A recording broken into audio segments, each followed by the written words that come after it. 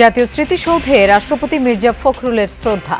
মন্ত্রিসভার নতুন সদস্যরাও অর্পণ করেছেন পুষ্পস্তবক, দেশের পক্ষে কাজ করার প্রতিশ্রুতি।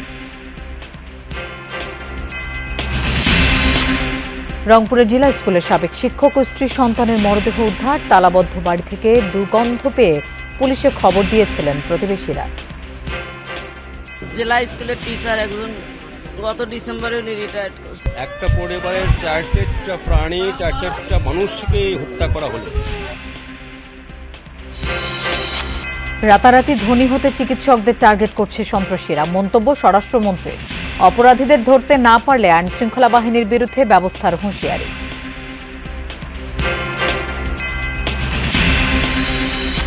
বাসাবাড়ি, শিল্প কারখানা সবখানেই গ্যাসের ঘাটতি, নিরবচ্ছিন্ন সরবরাহ চান উদ্যোক্তারা। এক মাসে সম্ভব নয় জানালেন অর্থমন্ত্রী। লোকাল ইনভেস্টর যারা আছেন ওদেরকে আপনি যদি কনজেনারেল অ্যাটমসফিয়ার দিতে না পারেন, এই বিদেশি ইনভেস্টর আসবে না। এফএসআরইউ বললে তো কালকে সকালে হয় না। এটা এফএসআরইউ নেগোশিয়েট করতে হয়, এটা আসবে, ইনস্টল করবে, এটার সাথে অনেক কিছু জড়িত আছে।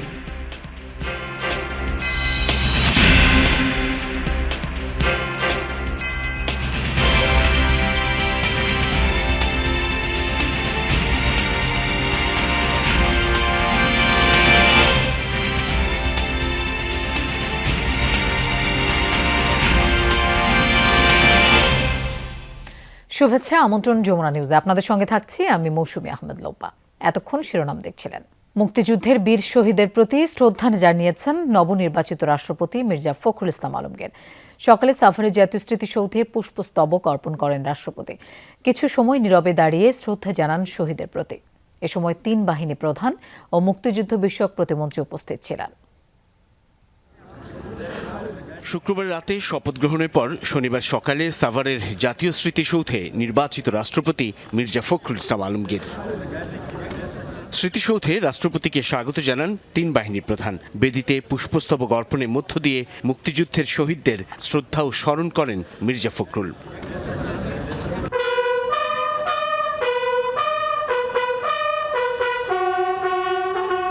বিউগলের সুরে উত্তোলন করা হয় মুক্তিযুদ্ধের মধ্য দিয়ে অর্জিত লাল সবুজের জাতীয় পতাকা।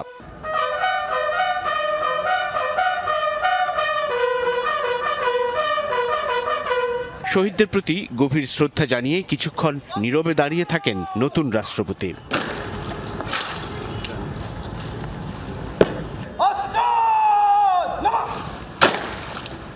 এ সময় সেনা, নৌ ও বিমান বাহিনী একটি চৌকস দল গার্ড অব অনার প্রদান করেন।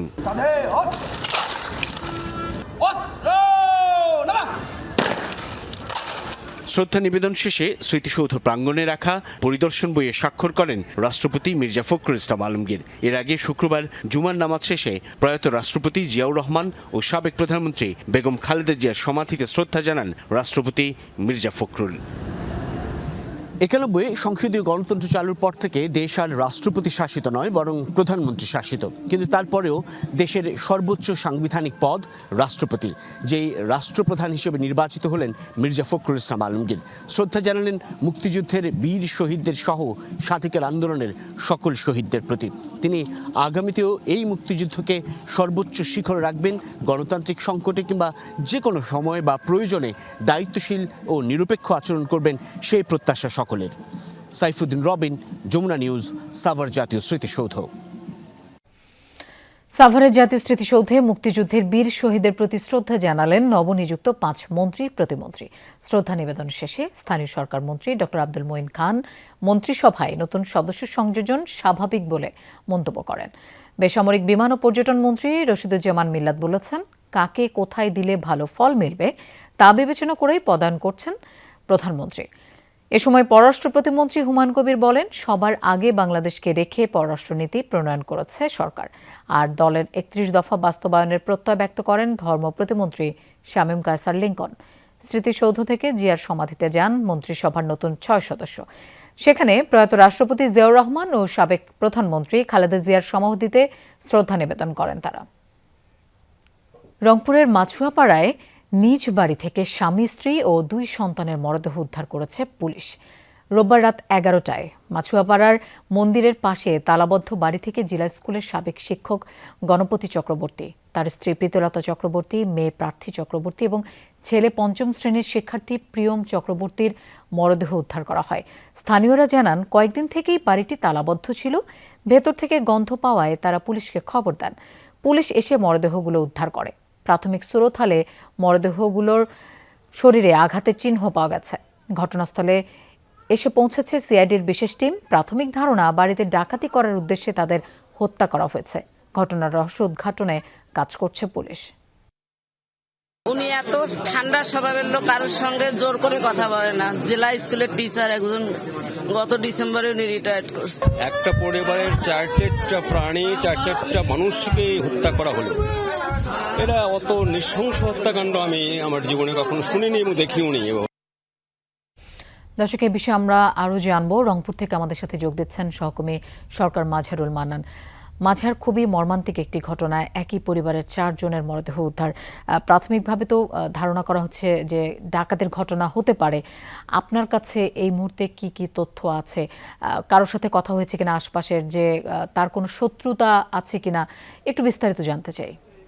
লোপা, বিষয়টি হচ্ছে, যদি আপনাকে বলি, কিছুক্ষণ আগে সিআইডির যে রংপুরের যিনি এসপি ভারপ্রাপ্ত জনাব সুমিত চক্রবর্তী, তিনি যেটি বলেছেন যে প্রাথমিকভাবে তারা ধারণা করছেন যে এটি হয়তো ডাকাতির ঘটনায় হতে পারে, কারণ বেশ কিছু আলামত ছিল। যখন আমরা একটু ভেতরে যখন যাব তখন আমরা আপনাদেরকে দেখাতে পাবো যে তাদের যে আলমিরাগুলো ছিল সেগুলো খোলা ছিল, এলোমেলো ছিল সমস্ত সবকিছু, অর্থাৎ একটা পরিকল্পিতভাবে একটা ঘটনাই এখানে ঘটানো হয়েছে, যেটি হচ্ছে অনুমান করা হচ্ছে। এবং খুবই দুঃখজনক বিষয় হচ্ছে, গেল ডিসেম্বর মাসেই যে গণপতি যে চক্রবর্তী জুয়েল ভাই, যিনি এই মর্মান্তিক যে হত্যাকাণ্ডের শিকার হয়েছেন জনাব গণপতি চক্রবর্তী, এর আগে আমি একটুখানি এখানে একজন মহানগর কোতোয়ালি থানার ওসি আছেন, আমি একটু আপনার সাথে একটুখানি কথা বলতে চাই যে কি পেলেন এখন পর্যন্ত, যদি আপনারা একটুখানি বলেন।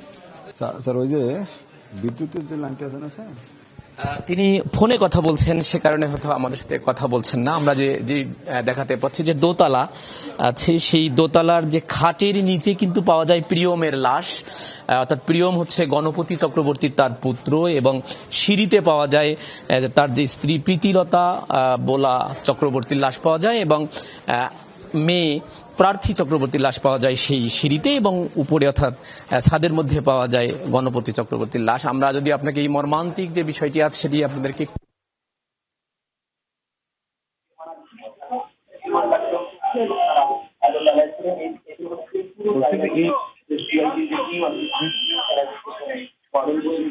না বুঝলি এই পাশটা একটু সরানো হয়, কয়েকজন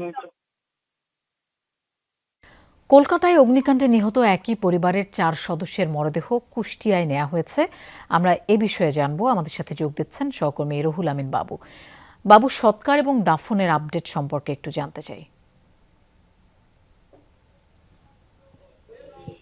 লোপা, এই মুহূর্তে আমি রয়েছি কুষ্টিয়া মহাশ্মশানে। এখানে প্রথমে দেবাশিস এবং তার সন্তান সহ তাদের যে মোট 4 জনের মরদেহ কুষ্টিয়া আড়োয়াপাড়ার বাসার সামনে এসে পৌঁছায়।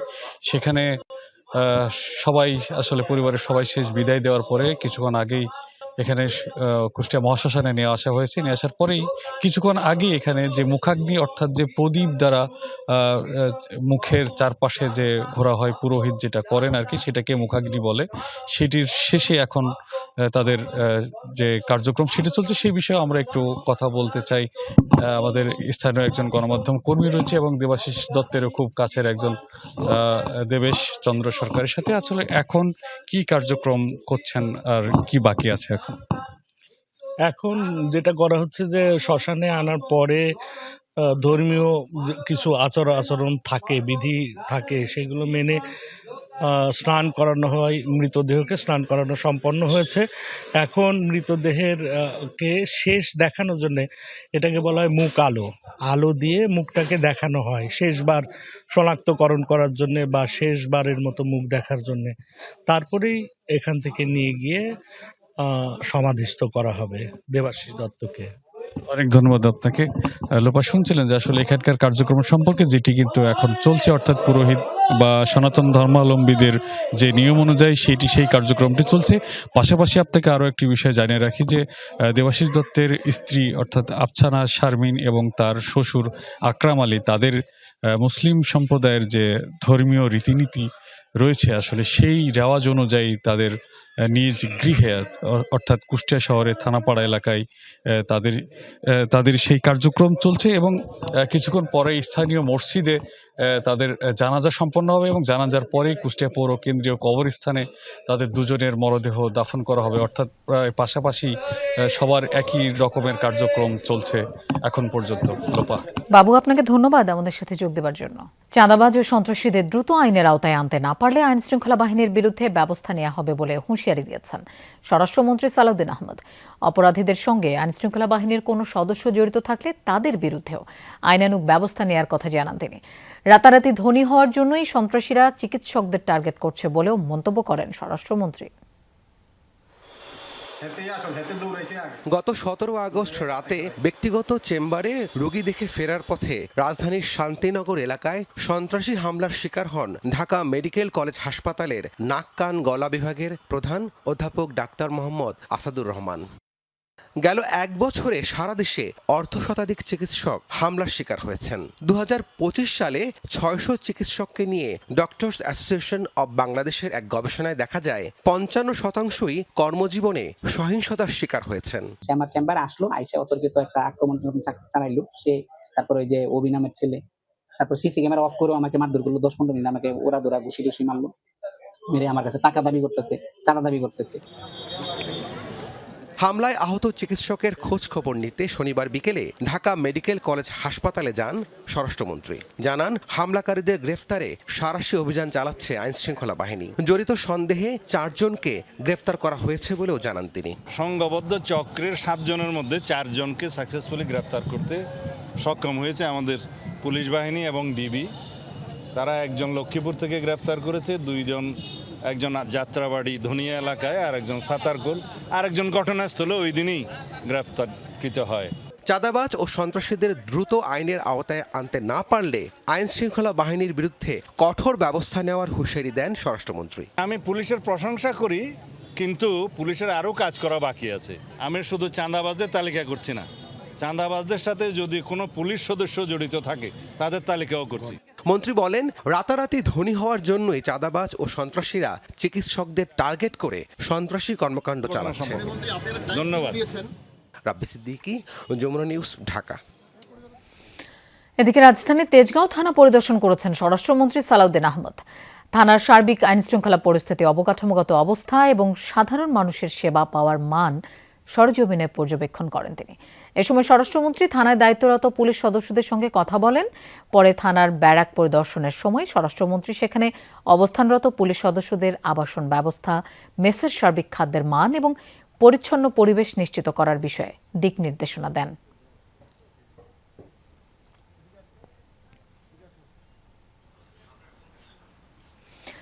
দেশের বিভিন্ন জেলায় এখনও কাটেনি গ্যাস সংকট। এর প্রভাব পড়েছে আবাসিক ও শিল্প খাতেও। কোথাও সিলিন্ডার, কোথাও বৈদ্যুতিক চুলা ব্যবহার করে বাড়তি খরচ সামলাতে হিমশিম খাচ্ছেন সাধারণ মানুষ। সিএনজি ফিলিং স্টেশনে গ্যাসের জন্য দীর্ঘ সময় অপেক্ষা করতে হচ্ছে চালকদের। এতে কমেছে আয় রোজগার, আর কারখানাগুলোতে ব্যাহত হচ্ছে উৎপাদন। তবে গেল কয়েকদিনের ভোগান্তির পর চট্টগ্রামে কিছুটা স্বাভাবিক হয়েছে গ্যাস সরবরাহ, যদিও দেশের অন্যান্য অঞ্চলে সংকট পুরোপুরি কাটেনি। জ্বালানি সংকটের সমাধান ধীরে ধীরে হবে, চাইলেও 1 মাসের মধ্যে সমাধান সম্ভব নয়। ঢাকা চেম্বার আয়োজিত রাজস্ব মুদ্রানীতি বিষয়ক সেমিনারে এমন মন্তব্য করেছেন অর্থমন্ত্রী আমির খসরু মাহমুদ চৌধুরী। সর্বোচ্চ অগ্রাধিকার দিয়ে শিল্পে নিরবচ্ছিন্ন গ্যাস বিদ্যুতের সরবরাহ নিশ্চিতের দাবি জানান উদ্যোক্তারা। দেশের অর্থনীতির সার্বিক চিত্র তুলে ধরতে সকালে সেমিনারের আয়োজন করে Dhaka chamber of commerce and industry, DCCI. প্রধান অতিথি অর্থমন্ত্রী জানান, নানামুখী সংকটে আছে অর্থনীতি। আমাদের কপাল হচ্ছে একটা ক্রাইসিস মোমেন্টে সবসময় ক্ষমতায় আসি। ইকোনমি যখন একদম খারাপ অবস্থায় চলে যায়, ডিভাস্টেটেড হয়, তখনই বিএনপি আবার ক্ষমতায় আসে। জ্বালানি সংকট সমাধানে সরকার সর্বোচ্চ চেষ্টা চালিয়ে যাচ্ছে আশ্বস্ত করলেন অর্থমন্ত্রী। বলেন, সরকার ন্যূনতম 3 মাসের জন্য জ্বালানি নিরাপত্তা নিশ্চিতের উদ্যোগ নিয়েছে। এছাড়া স্বল্প, মধ্য ও দীর্ঘমেয়াদী পরিকল্পনা নিয়ে কাজ করছে সরকার। গ্যাসের একটা বিশাল একটা সমস্যা আমি জানি, ডে টু ডে বেসিসে আমাদেরকে ফেস করতে হচ্ছে। এই জন্য একসাথে আমরা 2, 3, 4টা এফএসআরইউ নেগোশিয়েট করতেছি, কিন্তু এফএসআরইউ বললে তো কালকে সকালে হয় না। এটা এফএসআরইউ নেগোশিয়েট করতে হয়, এটা আসবে, ইনস্টল করবে, এটার সাথে অনেক কিছু জড়িত আছে। সেমিনারে জ্বালানি সংকট নিয়ে উদ্বেগ তুলে ধরে শিল্প উদ্যোক্তা ও ব্যাংকাররা জানান, উৎপাদন খরচ বেড়ে যাচ্ছে। প্রতিদ্বন্দ্বী দেশগুলোর তুলনায় রপ্তানিতে সক্ষমতা হারাচ্ছে বাংলাদেশ। সর্বোচ্চ অগ্রাধিকার দিয়ে শিল্প খাতে নিরবচ্ছিন্ন গ্যাস ও বিদ্যুৎ সরবরাহ নিশ্চিত করা প্রয়োজন। 2026 সালের অর্থ বছরের কোয়ার্টার 2-তে নেট ইনভেস্টমেন্ট হয়েছে মাত্র $0.46 বিলিয়ন এবং বেসরকারি বিনিয়োগ জিডিপির মাত্র 21%। হাই ইন্টারেস্ট রেট, জ্বালানি সংকট, জমি অধিগ্রহণের জটিলতা এবং নীতিগত অনিশ্চয়তা বিদেশি বিনিয়োগকে নিরুৎসাহিত করছে। শুধুমাত্র রেট যদি আমি কমি দিই, আপনার ব্যবসায়ী বন্ধুরা আছেন, আপনারা কি ইনভেস্টমেন্ট করবেন? আমি 0% যদি আপনি ইনভেস্টমেন্ট করবেন না। আজকে যেখানে energy has become the main issue, local investor যারা আছেন ওদেরকে আপনি যদি কনজেনারেল অ্যাটমসফিয়ার দিতে না পারেন, এই বিদেশি ইনভেস্টর আসবে না। অর্থনীতিবিদদের মতে, উচ্চ মূল্যস্ফীতির কষাঘাত এবং জ্বালানি সংকট অর্থনীতিকে চাপে ফেলেছে। এর সঙ্গে বেসরকারি বিনিয়োগ ও বিদেশি মূলধনের প্রবাহ কমে যাওয়ার শঙ্কা বাড়ছে। এমন পরিস্থিতিতে রাজস্ব ও মুদ্রানীতির সমন্বয় প্রয়োজন। 2 ধরনের বড় কষ্ট আছে বাংলাদেশের মধ্যে। একটা হচ্ছে উদ্যোক্তারা যেভাবে আগাতে চায় সেটা পারছে না, আবার সাধারণ মানুষও কষ্টে আছে, তাদের wage growth is not keeping up with inflation, তার মানে real wage is stagnant. Fiscal প্রপোজালের সাথে আমাদের যে monetary policy and fiscal policy, এটার অ্যালাইনমেন্টটা ঠিক আছে কিনা আমি মনে করি যে সেটা ঠিক নাই, এবং আমাদের এইসবগুলোতে আমাদের চিন্তা করতে হবে। এলডিসি থেকে উত্তরণের পর বাণিজ্যিক সুবিধা ধরে রাখতে আইনি সক্ষমতা বৃদ্ধির পরামর্শ দেন ব্যবসায়ীরা। দ্বিপাক্ষিক বাণিজ্যিক সম্পর্ক জোরদারের তাগিদও উঠে আসে সেমিনারে। মাসুদুজ্জামান রবিন, যমুনা নিউজ, ঢাকা। ঈদে মিলাদুন্নবী ও মাহে রবিউল আউয়াল উপলক্ষে জশ্নে জুলুস হয়েছে চট্টগ্রামে। গাউসিয়া কমিটি বাংলাদেশ ওয়ার্ড মোহরার উদ্যোগে মাদ্রাসায়ে তৈয়বিয়া তাহিরিয়া সুন্নিয়া কমপ্লেক্স থেকে কাপ্তাই রাস্তার মাথা পর্যন্ত এক বর্ণাঢ্য এই জুলুসে ধর্মপ্রাণ মুসল্লিরা অংশ নেন। জুলুস শেষে বক্তারা রবিউল আউয়ালের গুরুত্ব তুলে ধরে মহানবীর আদর্শ অনুসরণ এবং সমাজে শান্তি সম্প্রীতির বার্তা ছড়িয়ে দেওয়ার আহ্বান জানান। এ সময় গাউসিয়া কমিটির নেতারা উপস্থিত ছিলেন। চট্টগ্রাম সমিতি ঢাকা প্রতি বছরের মতো এবারও সামাজিক দায়বদ্ধতা হিসেবে পটিয়া উপজেলার বন্যা ক্ষতিগ্রস্তদের মধ্যে ঢেউটিন বিতরণ করেন। উপজেলা পরিষদ হলে অনুষ্ঠানে দক্ষিণ ভুরসি, ছনহারা, ভাটিখাইন ও ধলঘাট ইউনিয়নে বন্যায় ক্ষতিগ্রস্ত 16টি পরিবারের মধ্যে ঢেউটিন বিতরণ করা হয়। অন্যদেরও এগিয়ে আসার আহ্বান জানান তারা। এ সময় সমিতির নির্বাহী সদস্য মুরাদ হাসান চৌধুরী সহ স্থানীয় সমাজসেবক, ক্রীড়া সংগঠক ও প্রেস ক্লাব নেতারা উপস্থিত ছিলেন। রাজধানীর খিলগাঁও রয়্যাল এইড হাসপাতালে আগুনের ঘটনায় কোনো হতাহত হয়নি বলে জানিয়েছেন খিলগাঁও ফায়ার সার্ভিসের senior station in charge Ariful Islam. তিনি বলেন, রোববার রাত 10:30টার দিকে রয়্যাল এইড হাসপাতালের আগুনের সংবাদ পেয়ে ফায়ার সার্ভিসের 2টি ইউনিট আগুন নিয়ন্ত্রণে আনে। হাসপাতালের জেনারেটর থেকে আগুনের সূত্রপাত জানিয়ে ফায়ার সার্ভিসের কর্মকর্তারা জানান, হাসপাতালে ভর্তি থাকা রোগীদের তাৎক্ষণিক সরিয়ে নেওয়া হয়েছে। এ ঘটনায় হসপিটাল কর্তৃপক্ষের কোনো ঘাটতি রয়েছে কিনা তা তদন্ত করে দেখা হচ্ছে বলেও জানান তিনি। আমরা আগুনে মেসেজ পেয়ে এখানে দ্রুত চলে আসি। নিচে একটা জেনারেটরের ভিতরে আগুন ছিল, তার সাথে তাদের একটা ডিসপেন্সার ছিল, যার কারণে একটু আগুনটা বৃদ্ধি পায়। তা আমরা দ্রুত আগুন নিয়ন্ত্রণে নিয়ে আসি এবং আগুন নির্বাপনে আমরা সক্ষম হই। আর ওভারঅল আমরা যেটা দেখছি যে আসলে এই এখন মাত্রতে আমরা কিছুক্ষণ হলো আগুন নির্বাপন শেষ করছি। ওভারঅল বিল্ডিংটা। দর্শক, এই ছিল যমুনা নিউজ। আর এতক্ষণ সাথে থাকার জন্য ধন্যবাদ সবাইকে।